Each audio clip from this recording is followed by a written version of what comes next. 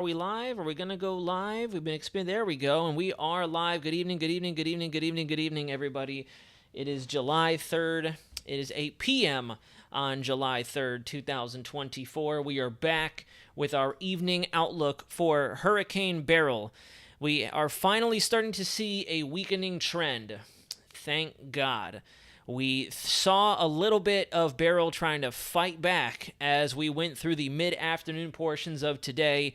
We saw some cyclonic curvature on the upstream side of the system, which means the side of the system that's facing our southwesterly wind shear across the central Caribbean. We saw that fully wrapping around again, and we saw a warming trend trying to indicate the presence of a eye feature once more. The eye wall has remained intact, but there was a brief window of about maybe 1 to 2 hours where the eye tried to come back for a little while. That has since gone away. That land interaction has finally caught up with the system. As I'd mentioned in the description to this live stream, with these high horsepower systems, these high horsepower builds, if you will, for lack of better term, you can only push so much power consistently for a X amount of time before you're going to blow a head gasket. And we're finally starting to see that residual effect. We are now down to 130 mile an hour winds. Minimum central pressure has actually gone up at least 20 some odd millibars since we first met this morning. I believe this morning we were still sitting at around 943 to 946 millibars. You can see we have definitely grown approximately 20 millibars over the last 12, 11 hours, which is a sign of filling. We have started to see its weakening trend take place. Unfortunately, to tell you the truth, this is not nearly as weak as a lot of our models were anticipating over the last 24, 48, 72 hours, and so on and so forth. Good evening, ladies and gentlemen. I'm looking at the chat right now. I have April, Zeta, Alfalfa, Brian, Florida, the Miami Mommy, Ant777, Sharon Jackson, TG Herman, Supercharas, Hurricane Lee, back from the dead, back in the chat tonight to take a look at his B-lettered counterpart. Tex, Zenful, Hurl Hamilton, and PM. Good evening, everybody. Let's go ahead and rock through this. So this is our 8 p.m. advisory, like I mentioned. Still trucking along fairly rapidly toward the west-northwest at 20 miles an hour. Just as we anticipated, we are nearly on the backside of the system, and I will admit, after watching it around my lunchtime, around maybe 12 to 1 o'clock Eastern Standard Time here in Central Florida, there has been just a bit of latency in this system. Seems like there may have been a period of time where it slowed down. Maybe not in terms of its overall forward speed as indicated here on National Hurricane Center, but I believe the wiggling and wobbling not only induced by the terrain of Jamaica, but all the different cycles that the core of this system has undergone over the last 6 to 8 hours probably had something to do with that spin kind of lingering and marinating a little bit longer than we had initially anticipated. The models were unable to pick that up. Obviously, nobody could have picked that up or picked that up. You would have to look at it live in real time for you to pay close attention to it. Here's the latest look at our tropical weather outlook, looking at the entire National Hurricane Center homepage here. There's Beryl. We still have Invest 96L, and the reason I still want us to pay attention to this is some models are perking up to this feature, trying to do something. We're not looking at anything explosive or exponentially intensifying like Beryl did. However, we're slowly but surely seeing models indicating that there is some very subtle potential, a very disorganized and very slow to form up tropical system may try to follow in the wake of Beryl. And the 12Z Icon, believe it or not, actually slung this thing at the Florida Panhandle. So lots of wiggling and wobbling to be expected. This is more or less what happened during the pre-Cambrian phases of Beryl when it was just an invest. We saw confidence growing, confidence dropping, confidence grew, and now we have our hurricane. So just putting the plug out there, here's our latest forecast cone from the National Hurricane Center. This is the intermediate 21A, 21 Alpha advisory, valid for 8 p.m. Eastern Daylight Time. This is going to be our 5 o'clock cone, however, and you can see the only update here is we are now finally, most of the island, I would say 90% of the island is on the backside of this system. And just as we'd anticipated earlier this morning, our forecast more or less verified again. I had mentioned to you guys, I don't really foresee us seeing it wobble too far to the north. We want it to drift further to the south, and that's exactly what it did, and luckily we never really saw a landfall. However, we did still have some pretty intense impacts along the south side of the island because that is where the core of the storm passed along.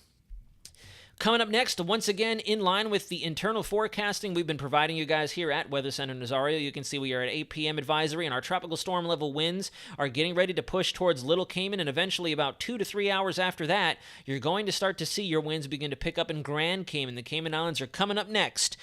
Stand by for further instruction. I'm just kidding, no. But anyways, after the brief commercial break of Beryl going between Jamaica to the Cayman Islands, from there we're out to sea one more time for the majority of Thursday, and then very early morning into Friday, we're still pretty much locked in at this point that the northern central portions of the Yucatan Peninsula are going to see a hurricane knocking on the door very soon. Belize City, I'm not quite sure that we're going to see it wander that far to the south. We're going to continue to watch it real time, of course, but I really do think that further toward guys earlier this morning is where we're going to see a landfall potential, and maybe even just a bit further to the north than that. We'll have to wait and see. It's really going to depend on how much intensity this thing can maintain. If we continue to drop from where we are right now down to 120, 110, etc., it's going to have less of that northward pull, less of that Coriolis inertia trying to pull it up towards the Gulf of Mexico as opposed to pushing it into the Yucatan Peninsula and then the Bay of Campeche. One of the key takeaways I want you guys to look at, though, is the fact that, here we go, you can see National Hurricane Center is anticipating South Texas impacts at this point in time. It's not going to be a direct hit, but nevertheless, you're going to have a strengthening hurricane moving in to the extreme southernmost portions of Texas, the Mexico-Texas border, and then beginning to slow down and arc back towards the north and northeast as it gets picked up by our trough and associated surface level front. This is going to be happening late in the weekend, this upcoming weekend, after our 4th of July shenanigans. And as you can see, we are definitely looking at slowing down the forward progress, and that's what I've been mentioning to you guys. If we watch this real time and we start to see it slowing, we can anticipate it's going to move towards the north that much faster. So we'll have to watch exactly when that lag in its forward momentum begins. As of right now, it looks like National Hurricane Center is thinking it'll happen just as you see the transition between a solid coloring in our forecast cone to the dotted coloring, the hatched look coloring here for the rest of that extended forecast cone, which is why it's so wide here. You can see it's extremely wide. It really widens out after that 5 to 6 day mark. And if you look at the timestamps here, it's very readily apparent as well. We have 12 hours here and here, and then we also have 12 hours from there to there. And you can see it's losing that forward progress. We're not covering as much ground in this case. We will have made that transition from open water to ground in that point. So yes, all the puns intended.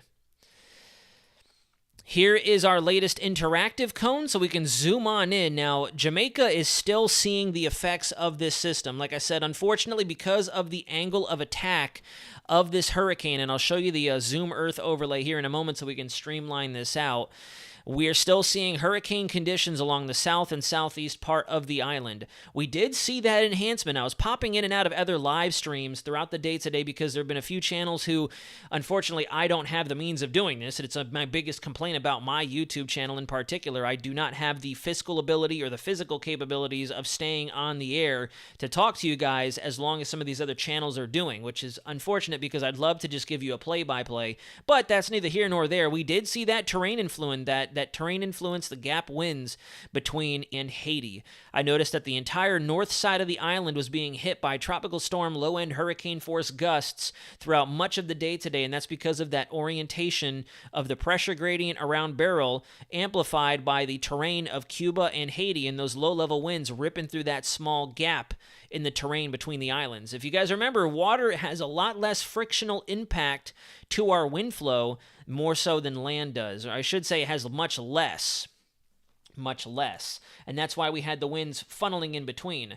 Winds down at the surface will always flow from high to low pressure, so since we have a bombed out low pressure right here, all those stronger, higher pressure winds relative to what the air around it is doing was ripping in, and you could definitely see on the windy overlay, on our streamlines, on our surface observations, and the live cameras, the live feeds out of Jamaica, that the north side of the island was just getting that northeast component throughout the day today. If we track it through time just a little bit, you can see right around 2 o'clock in the morning, just as we had anticipated, we're going to be seeing a little bit more of a dissipating trend. We're forecasting at this point in time, we're going to drop another 5 miles an hour, possibly come up another half dozen millibars in terms of fillage in that center of circulation before it begins to really work its way in towards the Cayman Islands. That's going to be the big next player here on the board. We're going to hit Cayman Islands. We're more so going to realize a lot of the bulk of the impacts in Grand Cayman as opposed to Little Cayman up towards the northeast. But regardless, you're going to be experiencing tropical storm conditions, and then the hurricane conditions are going to build in for Grand Cayman approximately 2 to 3 hours after the initial arrival of our tropical storm force winds. Then we're out to sea for a large majority of 4th of July until we make landfall somewhere along the east coast of the Yucatan Peninsula. Here's a lovely look at our two features. If you look at the very beginning of the satellite loop, you can see that we gained all of our symmetry back. There's your eye, scraping along the southernmost border. We're literally running the beach at this point. If Hurricane Beryl had legs, it would be running on the beach of Jamaica. That eye wall was just scraping through, making sure to take as much with it as possible. And it is still moving off towards the west-northwest. It did not really deviate the track very much. In fact, at the last second there, it does look like there was a subtle nudge towards the north-northwest, the infamous wobbles with these very volatile systems. And you can see the cloud shield here is beginning to get closer and closer towards Little Cayman. Eventually, Grand Cayman is going to get it. You guys out there in the Cayman Islands probably just saw some pretty good gusty winds coming out of the east because of that outflow boundary that just kicked off from one of our lead feeder bands. You can see that has collapsed. That's probably why we're starting to see some disorganization in the symmetry of Beryl, because we are seeing some of those cloud tops impeded by our wind shear, and some of the dry air as those cloud tops are battered by the shear is allowing some of that dry air to come in, and we're seeing storms collapsing. So Cayman Islands, you're probably seeing 30, 40 mile an hour winds intermittently with these outflows that are kicking off from the west side of Beryl headed in your general direction. And then if you look upstream, 96L is not doing too bad. We don't have a lot of thunderstorm activity alongside it, but as you can see, there's a low pressure right there spinning around, and it kind of has that weak tropical disturbance look. We're still sitting at about 10 to 20% chance of formation, not only in 48 hours, but over the next 7 days. So we're going to have to pay attention to this. We saw tropical storm conditions for Barbados. St. Lucia, I believe, reported winds in excess of 50 miles an hour as this system moved through.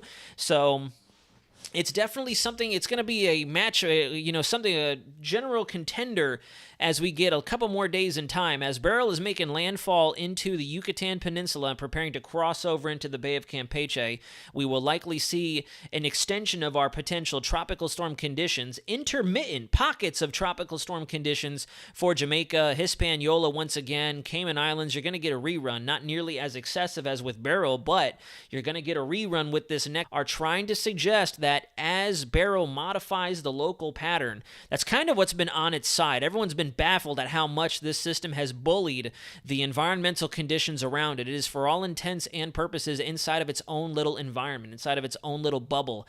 And the wind shear that initially started here just kept getting nudged back and back and back to the point where it really did not do as much to this system as we were forecasting back as it was crossing through the Windward Islands. Here's a look at our wind flow. You can see sustained winds are finally starting to calm down for the east side of the island. Montego Bay is seeing that offshore flow, that we had mentioned this morning. So the flood risk is probably not going to be as high in terms of your ocean influence, your storm surge, your wave heights. They're going to be pushing off the coastline. However, you still have a very, very significant heavy rain threat. If you turn on the wind gusts, though, that easterly component, the gap winds, you can see them right here. The gap winds are still helping to feed this system on the north side. You can see Montego Bay is seeing very, very, very strong gusts as that north quadrant, that right front quadrant comes through there. Thankfully, it is moving off the coast. We did brief this morning, guys. Everybody was going to get a taste of Hurricane Beryl regardless. We just had different levels of the threat across the island. Down here in the bottom one-third, the southeast quadrant, you were seeing everything. You were going to get storm surge. You were going to see coastal flooding. You're going to see that water pushed inland. You're going to see that right front quadrant, a mixed bag of different hurricane impacts. Up towards the north here, we continue to see that gap wind enhancing our surface level winds around the pressure gradient of Beryl, and now you can see that residual influence is pushing through Montego Bay, slowly but surely getting ready to exit over the next 45 to 60 minutes. The next hour or so, you will start to see conditions, if you reside anywhere near Montego Bay, go downhill. We're almost done. It's been a long day for our Jamaica friends down there. It's been a long day. and we are almost done. I can promise you that. By about 10, 11 o'clock at night, we're finally going to start to see most of our conditions tapering off. The rainfall is going to begin to dissipate. You'll be left with light residual showers maybe. Your pressure gradient, as you can see, ripping across the general area of responsibility, our AOR, is going to keep gusty winds around, but the sustained winds will rapidly taper off as the center continues to work its way downstream of your locations. We do have that going for us. This is a look at the live radar right now. You can see where the eye wall of the system is, just off the immediate southwest coast, flirting with the coastline pretty much as it has done all throughout the day today.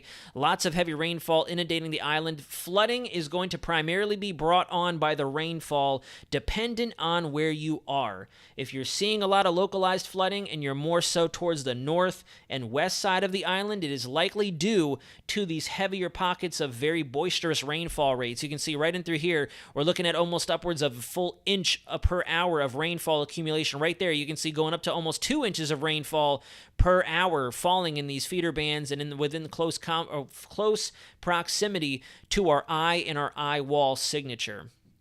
Down towards Kingston and the southeast parishes, there was probably a combination of very heavy rainfall on top of your waves, on top of your storm surge, unfortunately.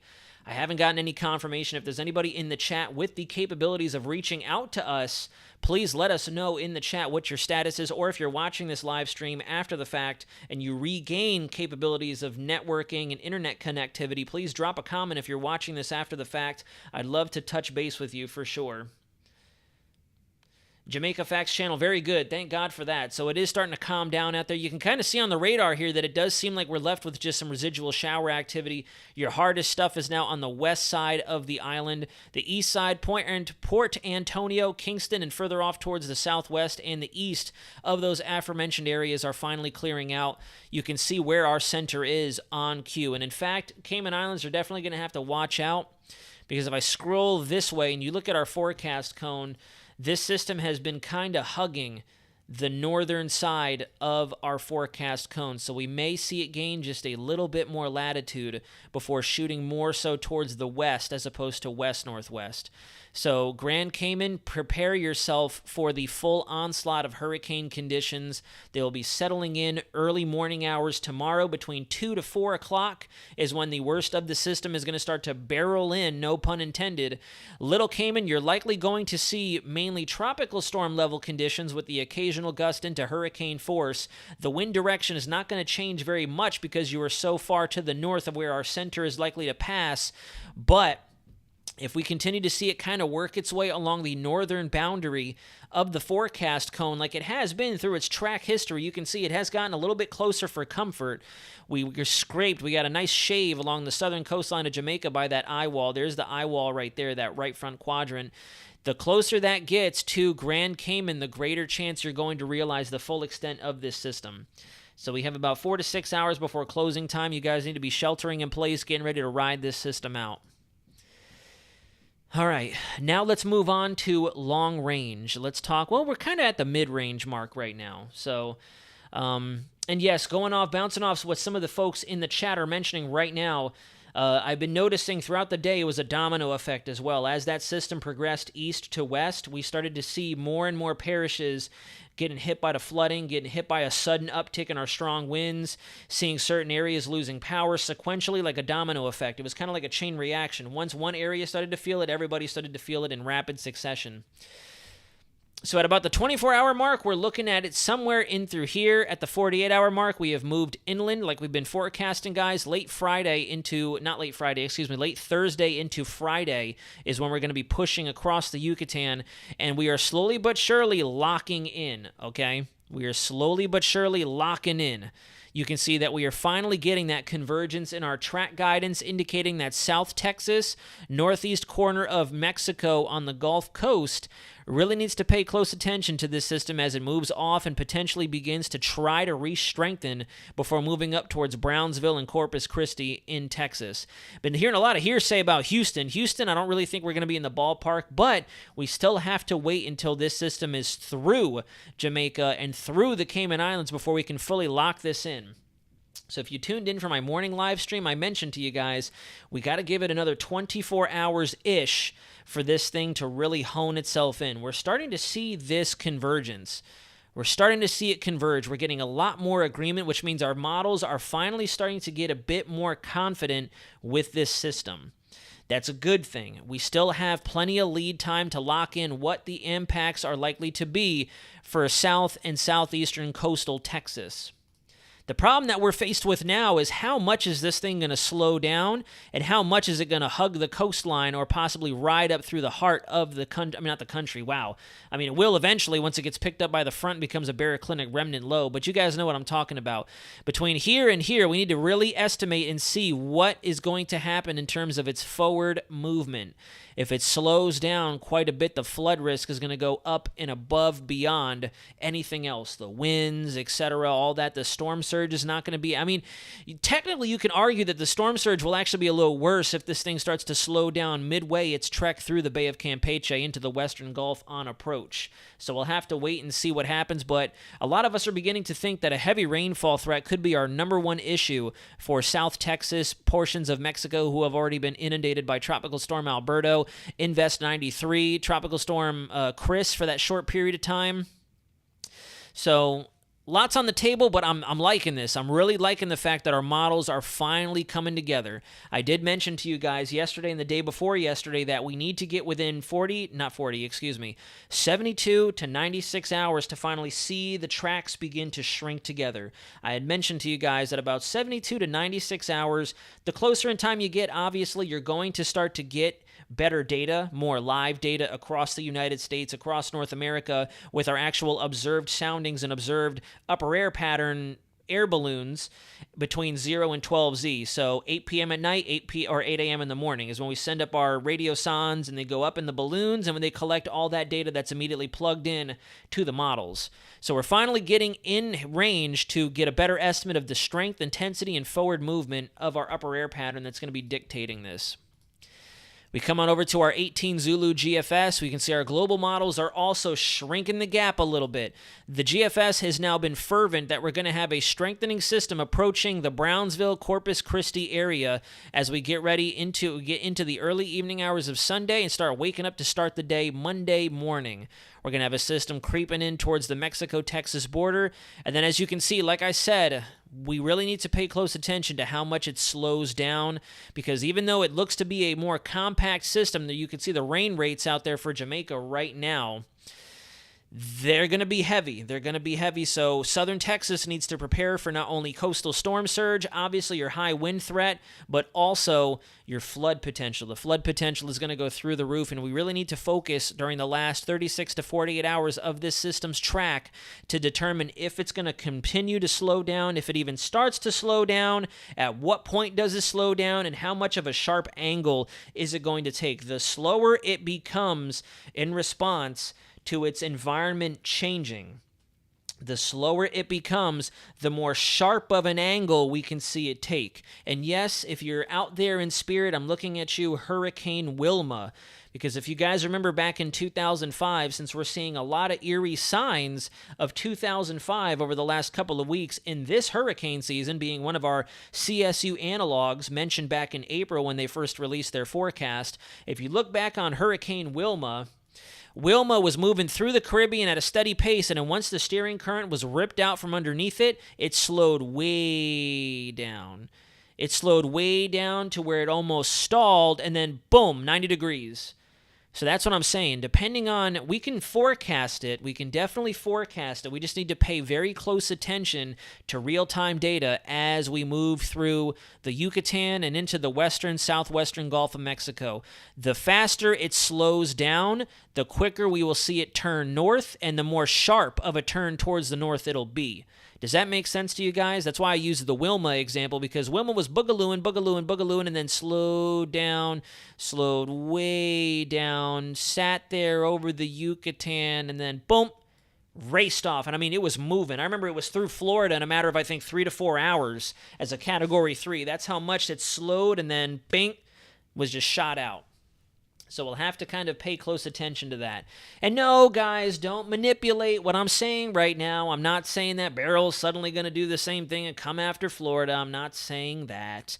What I'm saying is, in terms of how we can forecast what Beryl's going to do, a wonderful previous example was Wilma, in terms of how it was boogalooing kind of very similar to what Beryl is doing right now, moving at about 17 to 20 miles an hour. As soon as the steering current changed, that was when we saw that forward progress stop, and then it moved off. So the slower it goes, the more sharp of a turn we'll get out of it. If it continues to move fairly steadily, think about it from a physics standpoint. If you're running real fast, you're not going to be able to make a sudden sharp turn. If you're running real fast, you're going to have to kind of take it at an angle. If you running real fast and then you stop, you can pivot and then go to another direction. Very similar concept with these systems here. The faster they're moving, the more susceptible they are to slower turns. If this system gets kind of stopped in its tracks, moving fast and then stops, you have a lot more of a chance of it being able to swing that turn. It's kind of like NASCAR for my fans out there, or any car racers out there. That's why when you come up to the sharp turns, you got to hit the brakes, because if not, you're just going to keep going because you have your inertia trying to balance around, trying to turn your car. That's why you pump the brakes as you're coming into a turn, and then as you hit the apex and get to the exit, you put the foot on the gas again to kind of try to give you guys more of that physics but relatable perspective. You come over to our 12Z European model. The European model has been initializing very poorly. It has not been doing very good with this system at all, but the general track guidance is what we're seeing here. The European model is in agreement. We're going to be seeing a system coming up towards South Texas, running along the Mexico-Texas border. So we have a lot of our models singing in unison at this point that we're going to be again seeing a system arcing back towards the north. You can see its forward progress does come to a screeching halt, and that's how it squeaks into that southern Texas area. Let me go ahead and see if the H-Wharf is all the way in so we can take a look at the large-scale perspective. Here we go. All right, so this is where we are currently. This is 21. Nope, here we go. This is 0Z on the H-Wharf. And if you look, the H-Wharf has been initializing fantastically. The H-Wharf is right there neck and neck with this system. That's why I'm leading off with it. The H-Wharf, even though this is an obsolete model that will be going away very soon, has been doing its thing. It's been doing its thing with this system. You look at our 8 p.m. advisory, we're at 960 millibars, 130 mile an hour winds. You come back to the H-Wharf, we were within 4 millibars of that. 956 millibars, and we're going to continue to see this system weaken just a smidge on approach towards the Yucatan, and then as it gets closer, we're going to find that favorable pocket once more, and it is going to try to re-intensify. In fact, look at this. We actually have great consistency with our H-Wharf now that we're expecting it to weaken down pretty substantially as it moves through and slows, and we are almost in unison at this point that South Texas is going to be the area we want to monitor, anywhere between the Houston area down towards Corpus Christi and Brownsville and that upper periphery of the coastal Mexico area right along that Texas-Mexico border. So we're getting close. We're really getting close to locking in, okay? We're looking at this kind of a margin of error now, as opposed to the last several days we had this kind of margin of error. So we are shrinking it down, and very soon we're going to be able to know everybody from here to here needs to be paying attention and preparing. I know we have the full run of the HAFSA, so I'm going to switch this real quick so we can go to the zoomed out perspective. HAFSA is doing okay for itself. If you look at 0Z, we're filling a little too fast. We're 6 millibars above what the central pressure is right now, but not too bad. We're doing okay there. You can see that the HAFSA does think it is also, like the H-Wharf, going to find a favorable pocket to try to hold on to a little bit of its intensity, maybe try to make a run at intensification before moving in over the Yucatan Peninsula, exiting pretty much in the same spot as the H-Wharf, staying fairly weak, and then re-strengthening to a hurricane as it makes its way. See that sudden stop in its forward progress? That's what we don't want to see. We don't want to see it slowing down like that, because not only is it going to build up momentum in its core, but then we're more susceptible to seeing it shoot out in all sorts of different directions. If it slows down, it can suddenly back off and go this way. Remember, the slower it begins to move, the more susceptible and more realistic we are to seeing sharp turns. Franklin, a more relevant and more more recent in the past. If you remember Franklin out there moving to the Caribbean, it slowed way down and then boogalooed up through Dominican Republic and then started to strengthen.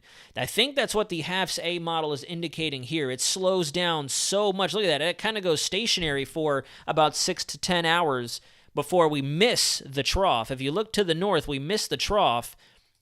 It moves off towards the north and it gets nudged back towards the west. We're going to have to watch this and see how this adjusts because this is a break in its continuity. You come over to the HAFS-B, I'll switch us to our parent view so we can see the large-scale view here. And same general concept, we go back in time, verifying pretty well, initializing very well. In fact, this one has it stronger than where we sit right now, but still seeing that weakening trend coming very, very, very close to the Cayman Islands, particularly Grand Cayman. So you're going to see your conditions going very, very downhill and fast as we go just beyond midnight and all the way up to sunrise is when the worst of the system is going to be upon you. Once the sun comes up, you can more or less say bon voyage to this system. If you fast forward to 8 a.m., we are downstream, and then fast forward to 11 a.m., and we're getting some distance between the center and Beryl, or the distance between Beryl and the Cayman Islands. And then we're on approach for a northeastern Yucatan Peninsula impact. I think I just got bit by something, to tell you the truth. I feel something itching my back, and it's getting very annoying. I'm trying not to let it take away from the live stream. But anyways, the HAFS-B model in this case actually does have it coming up and then falling in, missing the trough once again. So our hurricane models are thinking that our trough is going to be much weaker. So our high-resolution models are definitely seeing that slowing trend right about here. And that's where it's going to get tricky. So our hurricane models are not making this an easy forecast for us. Once again, if it maintains its forward progress, it's just going to keep doing this. If it slows down, we have a problem with it either shooting up towards the north or shooting down towards the south. Obviously, don't take this as end-all, be-all. Don't put a lot of faith in my little doodle here. This is just me showing you that the slower it moves, the more susceptible we are to these right angles. Okay? Now, if you take a look at our ensembles from 12Z, we're seeing lots of really good agreement. We're finally closing the gap here. If you look, right there is our general track consensus. So anywhere from the upper periphery of northeast Mexico, like I had mentioned, moving up towards South Texas or directly into South Texas. Now we have just 1, 2, 3 outliers pushing up towards Houston, Beaumont, and the southwest periphery, the border pretty much of Texas, Louisiana. You take a look at our GEFS ensembles, pretty much in line with what the European model is saying. We're still looking at some outliers trying to get closer to Houston, Beaumont, but the general takeaway here is without having our 18Z spaghetti plots in, this is where you want to be looking. That corner of Mexico right along the border into Brownsville, Corpus Christi, then back up along that coastline, that little arc, that concavity in the shoreline right there is going to be a target area potentially as we go through the next couple of days. Or the next 1 to 2 days, I should say. We're finally getting close to the end of this thing. Don't need to pay attention to that. Don't need to pay attention to that. And then as we prepare to wrap up and I answer any questions, this is what we got. I just want to re-emphasize the good at the end of this live stream. So we've had a lot going on with Beryl, with Tropical Storm Chris for a very brief moment, with Invest 96L and whatever that decides to do. We have stopped receiving hurricane models on it. That's why I haven't been pulling it up. We stopped receiving hurricane data, HAFS, A and B, HWRF, etc. data earlier today or overnight yesterday. They discontinued it, so haven't really felt the need to pull that up. I'm not going to show you old model data. But we are going to see things slow down. We are finally going to see things slow down, and everybody out there directly impacted by Beryl, from our Windward Islands, who are hopefully starting the recovery process despite dealing with Invest 96L, through to Jamaica, and then through to the Cayman Islands, and eventually the Yucatan, and whatever happens along the Gulf coastline of the western Gulf of Mexico, we are going to have a break, and we're very confident in this one. Nothing's going to sneak up on us this time, okay? We're going to have a lot of dry, dusty air. We're going to be out of phase with our upper-level Kelvin waves. The Rossby pattern does not support it. The MJO oscillation does not support it. But we all need to be back in the saddle as we get towards the last 7 to 10 days of July, because once again, we're going to see intensification in our African easterly jet, the standing wave that produces all of our rising air over Africa, that gives us our vorticity that turns into tropical waves, is going to build in, and this is also concerning. We're starting to see our Indian Ocean monsoon really ramp up once again as we wander into the peak, the start of the hurricane season. Because if you think about it, where we sit in June and July, we're still down here. Once we get towards the end of July and into August, we're starting to imagine you're just queued up on a roller coaster. And right now, the roller coaster of 2024, you hit the queue and you left the queue, you left the little trailway, the tramway, and you're on your roller coaster and you hit like a sudden little whoa.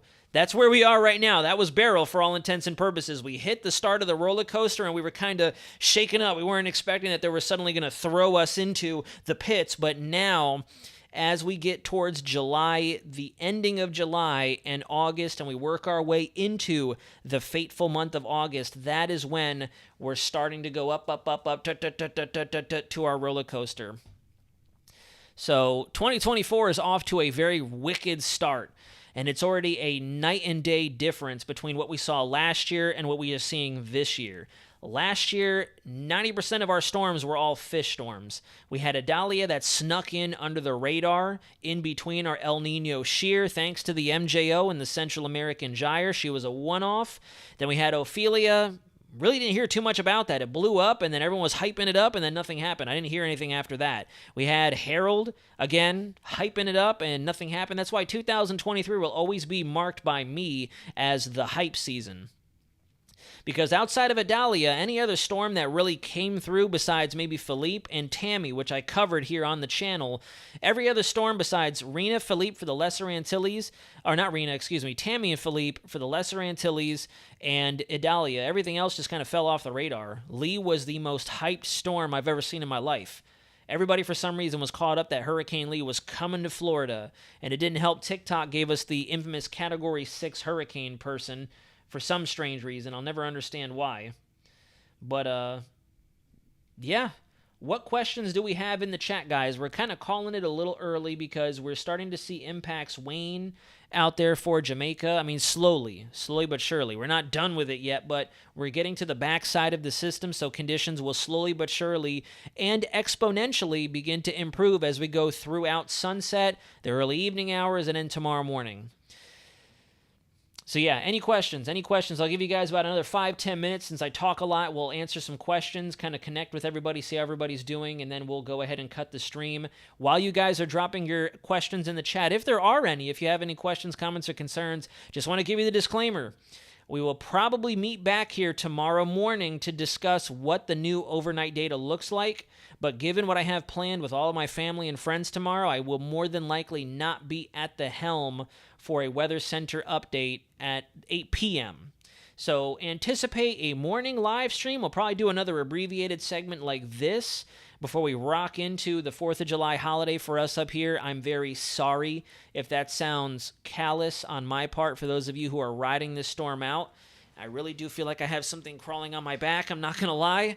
I don't know what that is, but anyways, just giving you that heads up. If you guys are looking forward to the update, I'm going to finally pump the brakes tomorrow and take tomorrow to just enjoy time with the family, especially as we ring in the 4th of July here in the lower 48.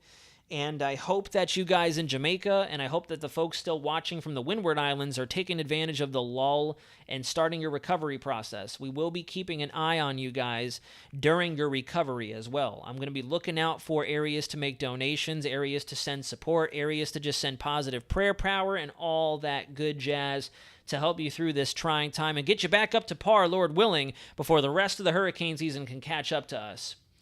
What time Eastern do you think you'll be live? So Christopher Santos, tomorrow morning at 9 o'clock Eastern Standard Time. We will be here at the Weather Center.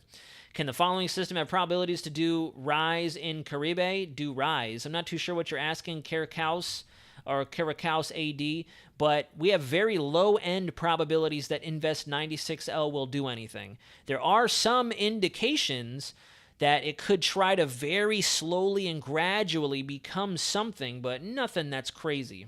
Nothing that is crazy. Nothing near the intensity of Beryl. We're going to have to put that on pause. for sure. We're going to be putting that on pause until probably August. Then August, we're going to see these things churning up again. TD, where are you located? Still wondering if it came or going. Winds on and off, just little gusting. Remember, if you're in Jamaica, as you get to the backside of it, you're still going to have residual pressure gradient winds and backside influence. So you're not going to see it just suddenly disappear. The hurricane conditions are going to go away, but you're still going to be left with gusty conditions and on and off rainfall. Gregory Goodman, what about the rest of the hurricane season for the North Gulf Coast area? So Gregory Goodman, that is the big question, the overarching question in the room. And with other folks still dropping stuff in the chat, I'll go ahead and bring us up to our lovely CanSIPS data so we can take a look. So we've more or less been in line with what's been happening this hurricane season so far. So I want to bring your attention to our precip anomalies as a general overview, and I also want to bring us over to our sea surface anomaly here for the El Nino, well, the Nino. So first and foremost, if you go to July, you can see that July we're anticipating we're still going to see thunderstorm activity, convection, and so on and so forth down here. Maybe a stray tropical cyclone. We do have Invest 96L that's contributing to this. We do have what's coming with the end of Beryl that's contributing to this. And if you notice, the key takeaway here, we have all of our precip anomalies down through here. So truthfully, we are already starting to verify our precip anomalies, which is not good. And I'll explain. All through June, we saw systems developing in the West Gulf, the Western Caribbean, and crashing westward like so. If you look at July, with the way the precip signature is oriented here, now that we have 1 full month of verification under our belt, we can assume this still indicates a very strong subtropical high all the way from the surface to about 700 to 500 millibars, pushing stuff towards the west. This is where, as Samuel L. Jackson would say in Jurassic Park, if you guys remember that video, I mean, not that video, but if you remember that movie, hold on to your butts. Here's August. Treasure Beach. Treasure Beach in Jamaica, I'm assuming. Any updates? So for Treasure Beach in Jamaica, I would assume just looking at the area here before I continue on with this very, very long-winded question. So here is what we're seeing right now. This is live. Our eye is finally getting off down towards the western side of the island. We're almost done.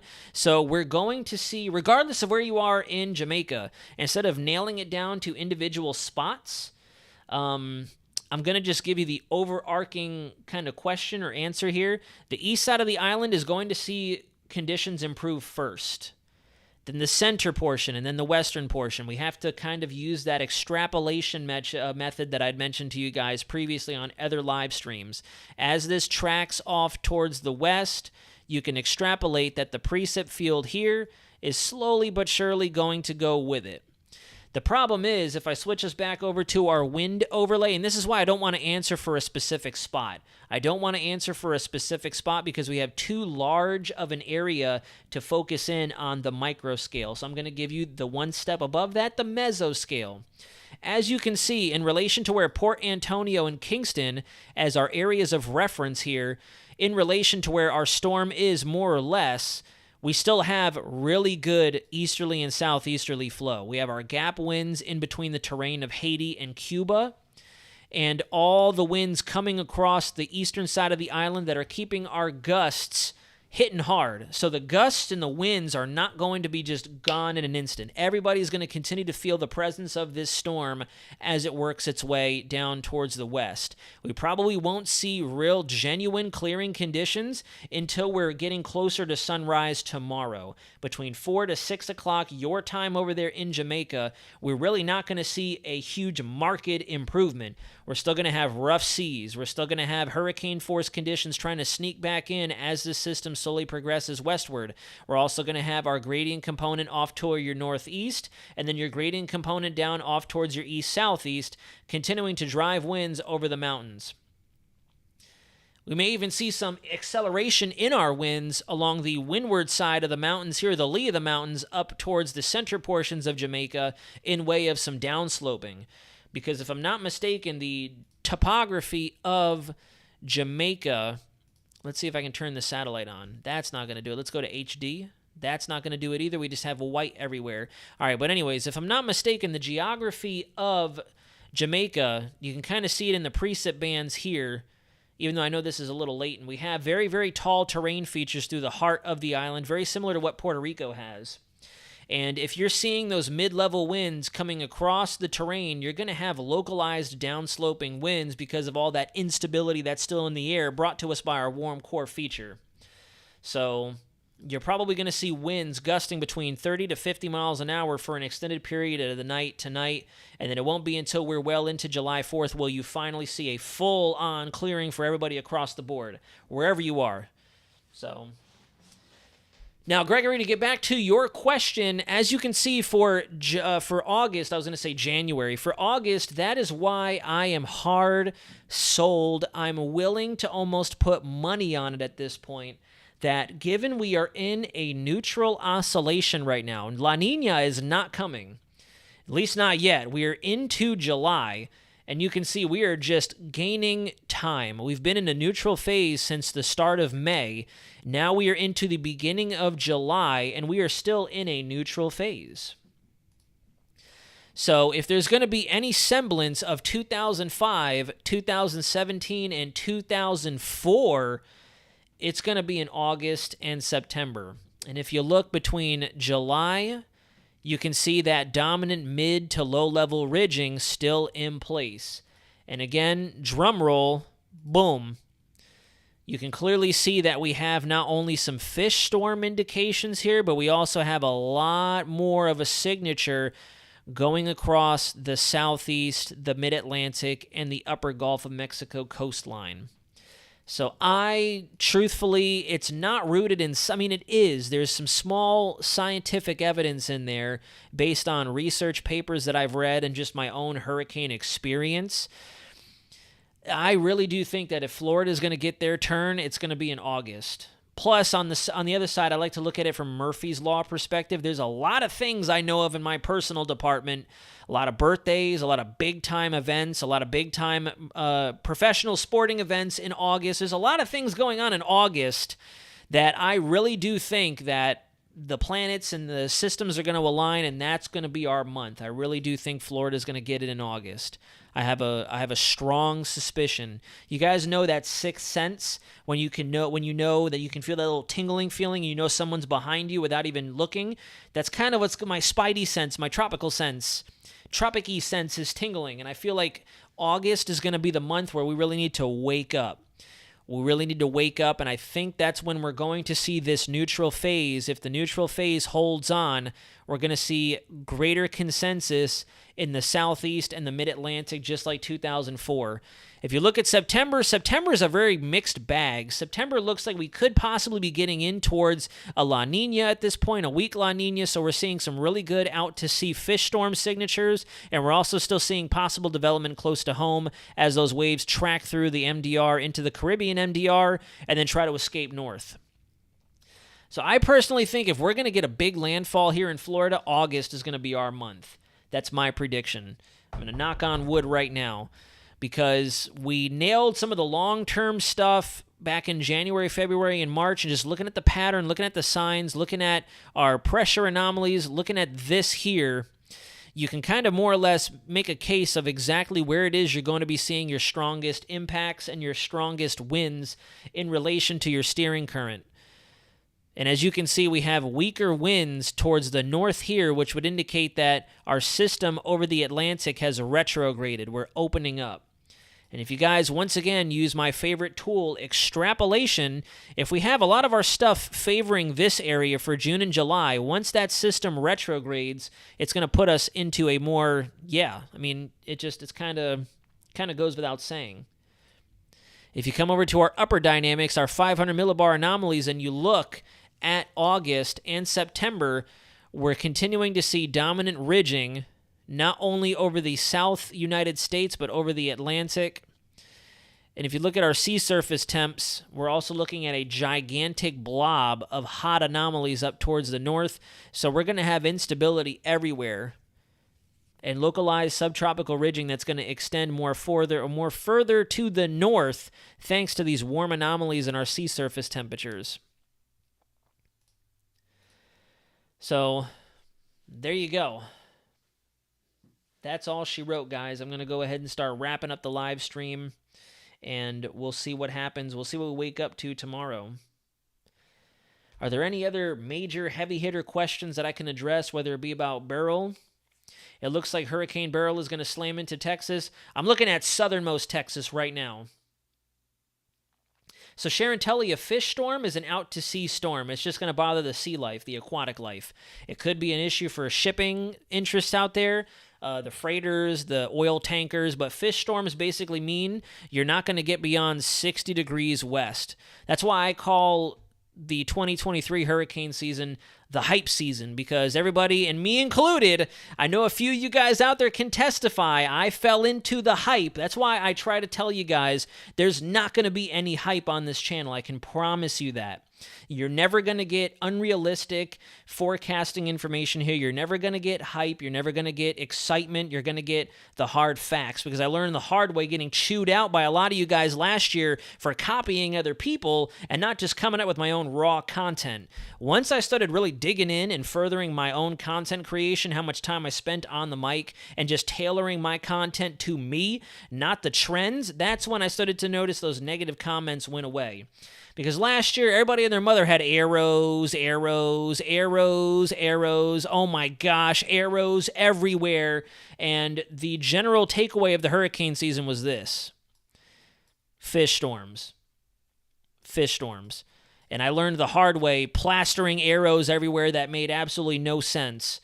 So that's why we're sticking to the real hard facts, and I'm going to shoot very straight with you guys. It may come off as condescending, it may come off as aggressive or stern, but it's tough love, because I need you guys paying attention when it matters most. If there's nothing going on, I'll tell you when there's nothing going on. Like I've been saying, we got all this excitement right now, but then we're going to quiet down for a solid 2 weeks, give or take, and then we're going to ramp back up again. So, yeah. No, Sharon, why would I be tired of you? That's what I'm here to answer all questions of all shapes and sizes. I do love questions, actually. Super Charas knows definitely. I do love all the questions. You can ask me anything pretty much. I'll answer any kind of question, whether it be weather or non-weather related. I'm happy to help. It's great getting to connect with you guys and have these conversations. Think there's a chance it can boost to a low 3 by South Texas? You know how the Gulf is. Even the Katrinas, Ivans, Harveys of the world were said to be weaker. You never know. You never know. NOLA Dizzle, I'll openly admit, you never know. It's really, once again, going to be heavily dictated by what happens between the Cayman Islands and the Yucatan. Once we see what happens between the Cayman Islands and the Yucatan, we can get a better feel for what this system's going to look like once it gets back out over the southwestern Gulf, and how long it has to really intensify again. We have a favorable opportunity for it to build itself back up. We just don't know. Again, if it slows down and then arcs back up, it'll have more time to intensify. If it doesn't slow as much, it's just going to keep beelining down there for northern Mexico, southern Texas, and it's going to crash in and we're going to lose it.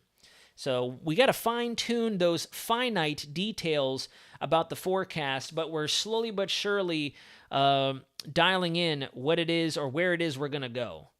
What about Cayman Islands tonight? Finn, I had mentioned to you earlier in the briefing that here we're about 11 p.m. to midnight, your time out there is when conditions are starting to go down. Then from about 1 to 2 a.m., the worst is beginning to settle in. And then from 3 all the way to about 6 o'clock, you're going to be in the worst of it. And then eventually, as the sun comes up, you're going to be clearing out. Grand Cayman, our southwest island, is going to feel the worst of it. Little Cayman towards the east-northeast is not going to realize as much of it because the eye is going to be further to the south. Batang G, wow, watching from the Philippines. Excellent to have you in. Wow, we're reaching people in the Philippines, guys. Weather Center has gone global. That is awesome. Thank you very much for tuning in tonight. What happened to the Invest that was trailing? No, it's still there. It's holding on. It's still doing its thing. I'll take us back to the infrared satellite here, wherever I put it. There we go. So, and you can see that it's got a little bit of curvature to it. It's not the most impressive feature, but it's still trying its best. It's still on the radar. Still on the radar. And then there goes Beryl, the dominant force out there in the Caribbean. South Texas is not safe. It is not safe, but it's not under a significant threat. Let's put it that way. Seesaw, South Texas is not safe, but you're not under an immense threat just yet, so nobody panic. We still have 72-ish hours, give or take, before this system is coming across the Yucatan and getting closer to either moving into northeast Mexico or South Texas. Very good, very good. Nikita, I am from India. Great to have you in here. It's a pleasure. Thank you for joining us tonight. It's outstanding to see folks reaching in and connecting from all corners of the world. It's awesome. City of Angels, always watching. Ital, great to have you in here as well. It's not in Jamaica, Deline. It is off to your southwest, slowly making its way away. So we're getting closer to seeing everything close up. But anyways, guys, it is 8:54. I got to get some dinner in me. I am exhausted. And again, I don't say these things because I'm expecting a pity pat or sympathy, but I'm not going to lie to you. Earlier today, not so much now, I took some vitamins and I took some extra iron, but earlier today I can feel that lack of sleep catching up, and I can feel that head cold fogginess. And I'm going to knock on wood again because I don't want to get sick from exhausting myself looking at all this weather information. But that's another reason why I think I'm going to go ahead and take tomorrow evening with 4th of July and relax a little bit, crack open a cold one, have a barbecue, and just have some fun. And I would encourage wherever you are out there, especially in the United States, take that time to enjoy what you have, the spare time, okay? And again, even if I'm taking the evening off, please drop me comments, reach out to me on social media, strike up a conversation, connect. I'm all about it. I'm always going to find a way to reach back. Tomorrow, I'm probably going to be a bit more disconnected, so you're not going to get the speedy responses most of the time like you have been over the last several days, but I'm still going to respond to you guys and get back to y'all because you all are fantastic. I'm still kind of on cloud 9. I know there's a lot of other huge channels out there with 200, 400, 800,000 subscribers. Ryan Hall with 2 million subscribers, but I'm over the moon and so thankful for everybody that's a part of our channel. To see it go over that 10,000 subscriber hump, it means so much to me. You have no idea. I'm hungry to connect with more of you guys and keep growing our Weather Center community, but at the same time, I'm so humbly satisfied and grateful for you guys to see the 5 digits on my channel. It's so humbling.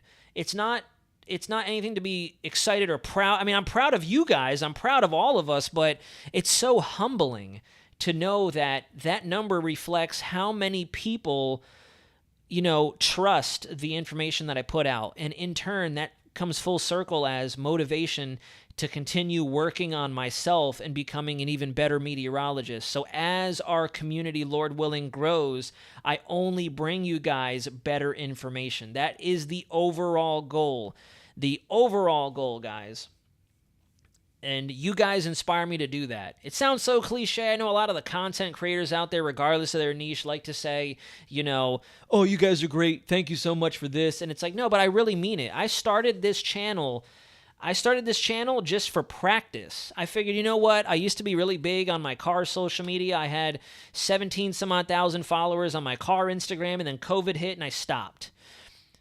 And I figured, well, I love weather. I had leadership in the Air Force saying you should start a weather YouTube. I had my family, my friends, my closest relatives saying you should really get on social media. And then one day when I was looking at Adalia, I figured, you know what? Why not? Let's try it. And I remember when I went to shoot my first video, I already messed it up. I said, I had no camera, and I was like, good afternoon, ladies and gentlemen. Welcome to Weather Center Nazario. I'm your Horst. And I still have the video, too. And I looked at the camera, and I'm like, Horst? This is the first episode, and I'm already dorking up the intro, so it was good times. One day, for like a members-only chat or something like that, we can go take a trip down memory lane and look back at when I was hyping things up and, just being all kinds of silly as a noob on YouTube. But I would sincerely appreciate you guys nudging that like button. Thank you so dang much to all the latest subscribers down there in the Caribbean especially. We got a long hurricane season ahead of us, so I want you guys directly in tune and tethered to this channel, to our channel. I need you guys riding in the reins with me. We're all going to get in the trenches together, and I'm still waiting for my opportunity to be out there on the front lines of a major hurricane. I refuse, with as crazy as 2024 is supposed to be, I refuse to let this hurricane season go all the way to the end without staring a major hurricane in the face. I will bring you guys that content, guaranteed. And if we get it here in August, if we get a hurricane here in August, you best believe that I'm going to be in ground zero, riding that system out as much as I can. Riding that system out and then helping with relief efforts shortly thereafter. That's another reason why I want to ride it out, for analysis and observational purposes, but I also want to be there to help out in any way, shape, or form that I can. So I'm waiting. I'm biding my time. I haven't forgotten about the Evo 10. I'm getting her ready to rock and roll, and we're gonna ride in there like a knight on a noble steed. So thank you all very much. I'll let you go now. I'm going to get going. Amando 96, the hurricane is right there on the satellite imagery. I mean, I hate to put it that way, but there it is. It's right there off the southwest tip of Jamaica. We are almost done in Jamaica. We're going to continue to see residual effects for the next 4 to 6 hours until we can finally get far enough to the west to where we're not going to feel it as much anymore. But yeah. And then we got to watch Invest 96 could throw us a little light curveball under the radar as it moves further towards the west in the wake of Beryl. So you're not going to see a complete disintegration of your thunderstorm activity or your winds for the Caribbean. Yes, Sasha Moy Parchment, exactly. It is headed your way. The clock is now officially ticking. The majority of the storm is past Jamaica, so now the clock has started to tick. You've turned the hourglass upside down, and now the clock is ticking for the Cayman Islands, particularly Grand Cayman, as you're going to be much closer to the eye. So, that's that. James Keen, I'm not sure. I got to look. I got to make sure to see exactly. I want to look at the after-action observations. I'm sure there's a way I could pull up the international WPC or the local weather service out there and kind of track the observations. Yeah, I still remember that, PM. I remember you even mentioned that back at the end of last year, that if there are no landfalls and if this hurricane season is a bust, I got to show up on a stream in a chicken suit. But yeah, guys, that's all she wrote. Make sure to nudge that like button, click subscribe if you haven't done so already, or at least consider subscribing if you've been kind of lurking in the shadows, checking out what this channel is all about. I hope you really enjoyed the vibe. I hope you enjoyed the information. I'm working as hard as I can for you guys. I'm losing sleep on a regular basis, and I need to start catching up on that before I run myself into the ground. I hope everybody who celebrates have a wonderful Independence Day. Have a great holiday tomorrow. Get real close-knit with your friends, family. Invite everybody over. Be with everybody you can, and just ring it in and enjoy it as much as you can, especially since we're getting closer and closer to a nice break in terms of the tropical Atlantic. Drop me a comment in the comments section if you have any additional questions, comments, or concerns. If you want to drop me a line on my private social media, Instagram, X, or my TikTok, the username is exactly the same as it is across the spectrum, WX Center Nazario, WX Center Nazario. WX is short for Weather Center Nazario. And we'll see you guys tomorrow morning for a 9 a.m. brief, and then we'll take the rest of the day off, but I'll keep you updated on my other social media platforms, guys. Have a great rest of your night. I hope you enjoy the rest of your evening. For my Jamaica viewers out there, please be safe. Stay sheltered in place for a few more hours. You are almost done. The end of the road, the light at the end of the tunnel is on the horizon, and you can see the east side of the storm is starting to fall apart slowly but surely as well. So we're getting close to the end, guys. We'll talk more about this tomorrow morning. Until then, this is Weather Center Nazario, signing out.